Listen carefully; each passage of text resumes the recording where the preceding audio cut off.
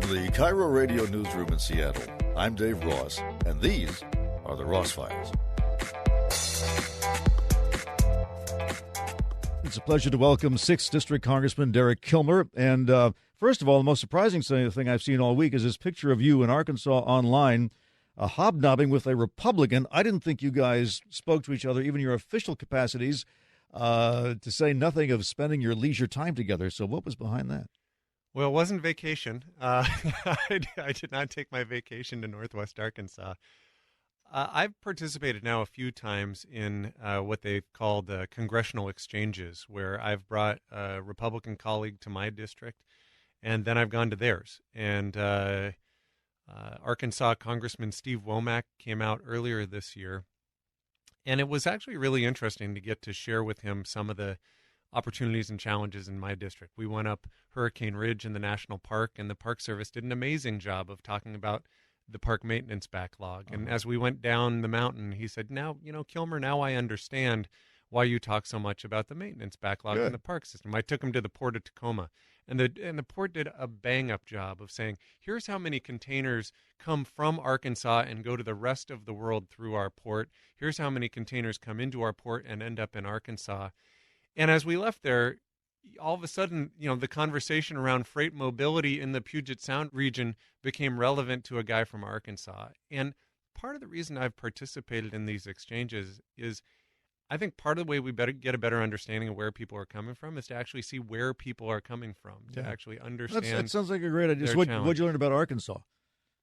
I think we have a lot of similar challenges. We visited the University of Arkansas. It turns out students in Arkansas also concerned about student debt. We met with a lot of large employers out there, and their concerns about infrastructure in particular came up quite a bit. I think there's a real appetite, and it's why when we've chatted before and you've said, what do you think might get done in this Congress? I think hope springs eternal that you could see forward motion on an infrastructure bill, because whether you're in a blue district or red district or purple district, we've got real challenges in terms of congestion and failing bridges. Where does that stand now? I think we will see some action probably before the year is out of the Transportation and Infrastructure Committee. There's this is one of those areas of the Venn diagram where there's actually agreement between Democrats and Republicans. Mm-hmm. This is one of those areas of shaded overlap. And I think where the sticking point will be, as it has been in recent years, is trying to figure out how best to pay for it. The president has called for as high as a $2 trillion infrastructure package. I don't think that's likely to happen. In large part because of those questions about how to pay for it. But I think there is an effort to try to figure out, okay, is there a place where this can land that makes sure that we're addressing, the American Society of Civil Engineers says that American infrastructure grades out at a D+. And we drive on that every day. We do. Which is concerning to me. I got to experience a bit of that on my way up here this morning. Do we get the way I look at it is when you get a federal grant, we're just getting our income tax money back, to pay for stuff that we use. Do we get our share back? And federal gas tax dollars back too. Yeah. I mean, that's the other piece of this. And I think it depends on the year. It depends on the program. It is undeniable that we have significant infrastructure challenges. And I would add, I actually think it's important that we think of infrastructure more comprehensively. Bear in mind, I represent a district that is in the bottom 20% of the country when it comes to access to high-speed internet. And, you've got schools in my district. You've got students in my district that aren't able to access the internet through high-speed internet. And that represents a big problem just in terms of being able to get the education that kids need, being able to start a business if you're in a remote rural area. This gets beyond whether you can watch season 3 of Stranger Things on Netflix and see if the kids made it out of the upside down. Yeah, it's do you have economic opportunity? And so I've got a bipartisan bill called the Broadband for All Act that if Congress takes up infrastructure, having a bill like that, having proposals that bridge that digital divide, I hope will be part of it. Now, I know you don't represent the Seattle area, but we have an initiative coming up on the ballot, I-976, which has the potential of cutting a huge chunk of the Sound Transit budget, and you're on appropriations. Does that put any of the federal money for that project in jeopardy if that were to pass? I know it puts the further expansion of light rail to our region, to the South Sound, at risk. And to your earlier question, we have actually been able to secure a fair amount of federal support as part of the Sound Transit expansion, including as we see the link expansion up onto the hilltop. These are areas where mobility is a very legitimate issue, and trying to connect neighborhoods and parts of Tacoma to the prosperity that's been felt in other places, I think is actually really important, and I'd hate to see that put in jeopardy.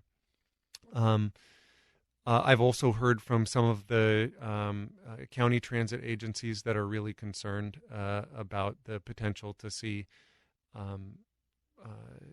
routes having to be cut. I was just last week at Tacoma Community College's Gig Harbor campus, and I asked their leadership, what's keeping you up at night? And what they said was, we have a lot of students and potential students who live out on the Key Peninsula, and it's hard for them to get transit access to the campus. And those challenges will only exacerbate if we see substantial sources of funding cut from our transit agencies. Now, when you're back in the district during these recesses, I take it you don't spend a lot of time kicking back and relaxing. You are usually meeting with people. And what is on their minds lately? What is it that first of all, what do they think about Congress? They think you're doing your job? Well, I think there's a general exhaustion with the partisan bickering. I got into this job really with two goals in mind. One, to try to have the economy work better for the folks I represent, and two, to have Congress work better, period. And that has absolutely shaped my approach to this job in terms of the things I work on. A lot of the things that I work on, including, some that I just talked about, the Broadband for All Act. We just introduced a bill that's focused on trying to reduce student debt and expanding the Pell Grant program. Some initiatives in our office focused on rural economic development, trying to extend the transit line to parts of Tacoma that might not otherwise have it, work on behalf of the Puget Sound Naval Shipyard. All of that work is really focused on trying to ensure that no matter what zip code you live in, you have a shot, that you can earn a good living. The other thing that I focus on is how do you just make government work better, period. And it's why, I took a couple days out to go to Northwest Arkansas to engage a Republican colleague and get a better understanding of his district's challenges. It's why I co-chair a group in Congress called the Bipartisan Working Group, which is a group of a dozen Democrats and a dozen Republicans who meet for breakfast every week when we're back in D.C. and try to figure out where we can find some common ground. I now chair a committee in Congress. About every 20 or 30 years or so, Congress realizes things aren't working the way they ought to, and they create a committee to do something about it. And this year that committee is called the Select Committee on the Modernization of Congress, really? Which may need to rebrand. But I was asked by the Speaker to chair that committee, and our real focus is trying to ensure that Congress does a better job of serving the American people. I think it is undeniable that, one, Congress is, according to recent polling, less popular than head lice, colonoscopies, and Nickelback. And unfortunately, too often it earns those low marks. Yeah. And yet, for all these attempts at harmony, there is no infrastructure bill yet. And we were promised that by the president. Everybody wants it. It's not there. There are still questions about which direction healthcare is going to go. And we still hear stories of people who are bankrupted simply because they had the misfortune to become ill. So what would it take to actually move the ball here? Yeah. I actually think there's two areas where the magic 8 ball suggests there's a greater probability of progress on a couple issues in particular. Infrastructure is one of them, in part because of the dynamic I just mentioned, where you've got the president, Republicans in Washington, D.C., and Democrats in Washington, D.C. saying, hey, this is something that our constituents are clamoring for. There's a couple others. Prescription drug pricing, I think you've seen a very comprehensive bill put forward in the House to focus on reducing the cost of prescription drugs. Interestingly, a similar effort has been undertaken in the U.S. Senate, where a Republican has pushed a bill. You've heard the president say that this is a priority for him. I think there's a good chance that you could see something move forward on that. And then the final one where I think you could see some forward motion is on the modernization of NAFTA, on the U.S., Mexico, Canada trade agreement. There are some outstanding issues that need to be addressed around protections for workers, on environmental protections, on enforcement, and on pharmaceutical issues. But this is an area where you've seen a pretty active engagement between Democrats in the House and the administration, trying to see if there's a pathway to yes there. In part because I think there's a recognition that NAFTA needs to be modernized. But if you're going to do it, this is sort of a once-in-a-generation opportunity to do it, and we got to make sure it gets done right. And so those conversations are ongoing. I think these are things that could move forward, even in the midst of a lot of the hullabaloo that we're seeing out of our nation's capital. Can this happen while impeachment's going on? I think Congress needs to walk and chew gum at the same time. Listen, there are 5 committees in Congress that have some jurisdiction over, over the impeachment conversation. Obviously, the Intelligence Committee is the one that is sort of running point on the Ukraine issue. But there are, I think, another 15 or 16 committees in Congress, including the Appropriations Committee on which I serve. And each of those committees has a job to do, too. The Transportation Infrastructure Committee has a job to do in terms of trying to modernize America's infrastructure. The Appropriations Committee has to keep the lights of government on and make sure that we're not having another government shutdown. Is that a possibility? Well, the can has been kicked to right before Thanksgiving with something called a continuing resolution that basically takes last year's spending and just continues it forward for a couple months. And then, and listen, the House, and this gets to your question around actually legislating, the House has actually passed, I think, more than 250 pieces of legislation out, and frankly, the vast majority of which have been bipartisan bills. Senator McConnell, Leader McConnell in the Senate, has referred to his legislative graveyard and calls himself the Grim Reaper of legislation. And unfortunately, that also applies to government spending bills, where while the House has passed 10 appropriations bills, the Senate has passed 0. And we are still a bicameral legislative branch, and at some point the Senate's going to have to, if there's going to be a spending bill, the Senate's got to pass some. And I think some of the holdup there has been on the issues around the border wall, and those issues need to be resolved. And so to your question of whether there's a chance that there'd be a government shutdown, let me say up front, I think government shutdowns are absolutely stupid. They're incredibly damaging for taxpayers. They're incredibly damaging for folks who work for the federal government, including the thousands and thousands of people who work at Naval Base Kitsap in my district, who are absolutely damaged when there is a government shutdown. And it's damaging to our economy. We saw out of the last government shutdown the impact that had on economic growth in our country.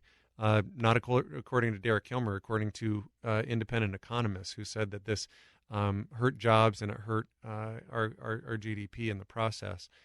So we should not have a government shutdown, but we've seen, unfortunately, a fair amount of chaos created by this president, and so you can't rule out the fact that if he says I won't sign a spending bill unless it includes $10 billion for a border wall, who knows what happens? Yeah. Did your district lose any military projects to fund the wall? It did. At Submarine Base Bangor, there was a project that the Navy had identified as important to national security that the Defense Department had prioritized as part of its military construction program. It was a project that was supported by Democrats and Republicans and funded in our appropriations bill that the president signed. And yet that money was swept when the president decided to take executive action to steal money out of these defense projects and put it towards a border wall. The concern is this was for a maritime security force that basically provides protection for our nuclear submarines that come in and out of submarine base Bangor. You can understand why that's a national security priority. I think it's worth acknowledging also that it's not like just because the House is under new management this year that Congress has decided not to fund the president's proposed wall. Under Republican leadership in the past Congress didn't fund the border wall. And this is obviously something that is being litigated, including by our Attorney General. And I believe that this is a misuse of executive authority that probably will not pass constitutional muster, but damaging to national security, damaging to jobs in Kitsap County, and a real concern to me and to others. The president is convinced that Democrats are simply out to get him and will stop at nothing to bring him down.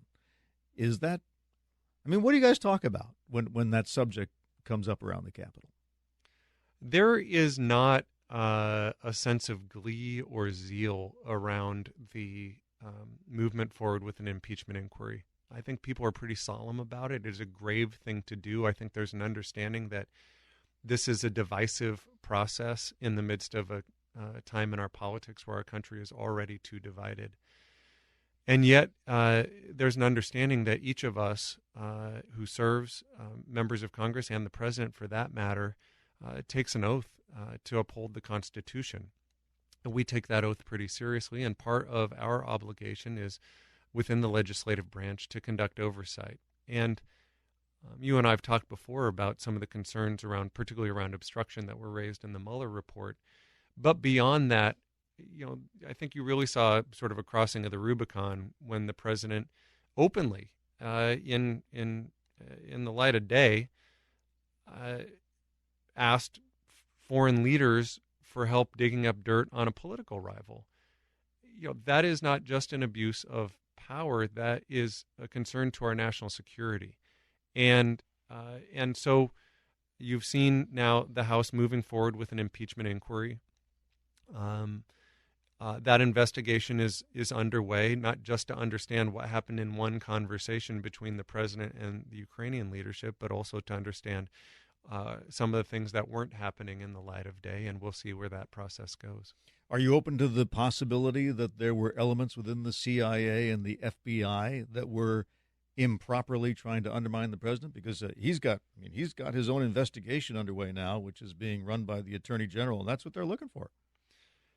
Listen, there's I've heard a tremendous number of conspiracy theories out of this White House, out of the president, and out of those who work for him. I think what is clear is you've actually, by the president's own words, heard him admit to asking foreign leaders for help digging up dirt on a political rival. And to me, saying that that's wrong is not a Democratic issue or a Republican issue. It's just a matter of right and wrong. And we have to ask, listen, I've heard some folks say, is this Democrats not accepting the outcome of the 2016 election? And what I'd respond to is, listen, I didn't vote for the guy, but I accept that outcome. And I accept that he swore an oath to uphold the Constitution, and so did I. And that's an oath I take seriously. I've heard some people say, well, this is an attempt to short-circuit the 2020 election. And why don't Democrats just allow this process to play out and the November election to take place? I think that would be easier. That would be an easier suggestion to accept if the things that the president is, if the concerns about the president's actions didn't directly relate to his attempts to try to dig up dirt on a rival in the 2020 election. But the Republicans are not convinced that there's really anything there. They either say, like with the China comment, I heard a report from Republicans saying he's just joking, and you should know that. So that seems to be the explanation. And I'm just curious, when you, I assume from time to time you have lunch with a Republican colleague. Does this come up? Do they tell you? Don't name any names, but do they tell you in private? Yeah, if we had our way, he wouldn't be doing this. I mean, I'm just trying to get the sense of, as people, what you think ought to happen here. Well, let's stick with the realm of what has been said in public. You've now seen some senators, including Senator Romney and Senator Sass, and to some degree Susan Collins from Maine, say, "Hey, this is concerning. That the president's words matter," and express concern about asking a foreign country to dig up dirt on a political rival. I wish we could see more elected Republicans express that concern. And I don't say that from a partisan standpoint. I would say that because if the shoe were on the other foot, and if Barack Obama had openly stood before and said, hey, China, please dig up dirt on Mitt Romney or John McCain, I would have said that's wrong. Well, I mean, Trump is sort of alleging that's what Hillary Clinton's people tried to do. But in this current situation, the shoe is kind of on the other foot in that Joe Biden has not really explained how his son got those jobs and whether it was because of his political connections. Do you think that the Biden campaign should be more forthcoming about just what that relationship was? I think there's a lot of conspiracy theorizing. Most of the allegations that the Trump campaign is that they're articulating have been rebutted and have been found not credible. The notion that somehow Vice President Biden was involved in seeking a Ukrainian prosecutor to get removed to serve the interests of his son, if you believe that, then you also have to believe that that involved Vice President Biden convincing several Republican members of the United States Senate to also call for that prosecutor's removal, and most of our allies in Europe to also call for that prosecutor's removal. That sort of strains credibility. That's why this gets put in the realm of sort of Fox News conspiracy theorizing, not legitimate fact. And I think it's important as these issues get deliberated to ground it in fact. It's why I'm concerned about some of the remarks of some of my Republican colleagues. Mm-hmm. You know, I watched some of the Sunday morning shows this week, and honestly, I can't tell if the things they are saying, if they actually believe what they're saying, in which case they're working off an entirely different fact base than most objective sources are, or if they're just spinning. And they're doing political spin in hopes of trying to appease the president's base or trying to get a happy and encouraging tweet from the president. Either way, I'm concerned by that because, as I said, I swear an oath to uphold the Constitution. So do my Republican colleagues, and that oath comes before any loyalty to party.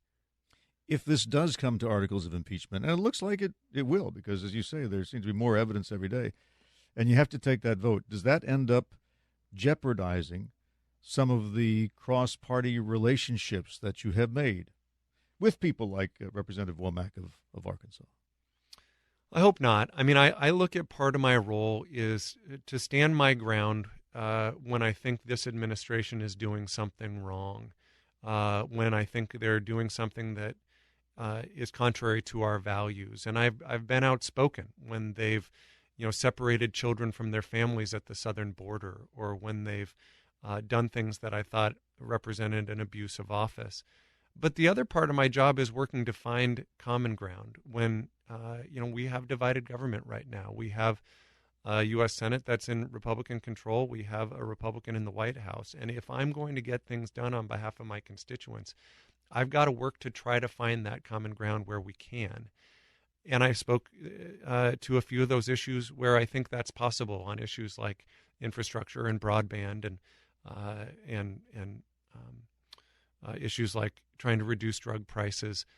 I hope that those issues can still move forward even as Congress takes up these very divisive issues. And listen, there have been divisive issues before. In the last Congress, you saw that level of division on efforts to repeal the Affordable Care Act, which I was dead set against. And it actually really bothered me because I have a lot of constituents who have benefited from that law, who have pre-existing conditions, who really woke up worrying each day that they could be denied the opportunity to see a doctor simply because of a pre-existing condition. And those were really divisive issues, and it really bothered me. And we would have those tough conversations with our Republican colleagues and then still find stuff that we could work on together. And so my hope is, and listen, the American people are exhausted with political bickering. They want to see progress on their behalf. And that doesn't mean we turn a blind eye when there's issues of concern around abuse of office. That doesn't mean Congress shouldn't uphold its obligations to do oversight of the executive branch.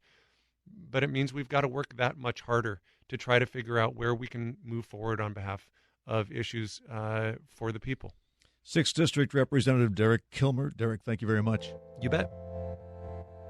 Remember that when there's a longer version of the interviews on Seattle's Morning News, you can usually find it right here in the original form, unconstrained by the limitations of a live broadcast. And you can subscribe so that when someone says, "Did you hear what was on Seattle's Morning News?"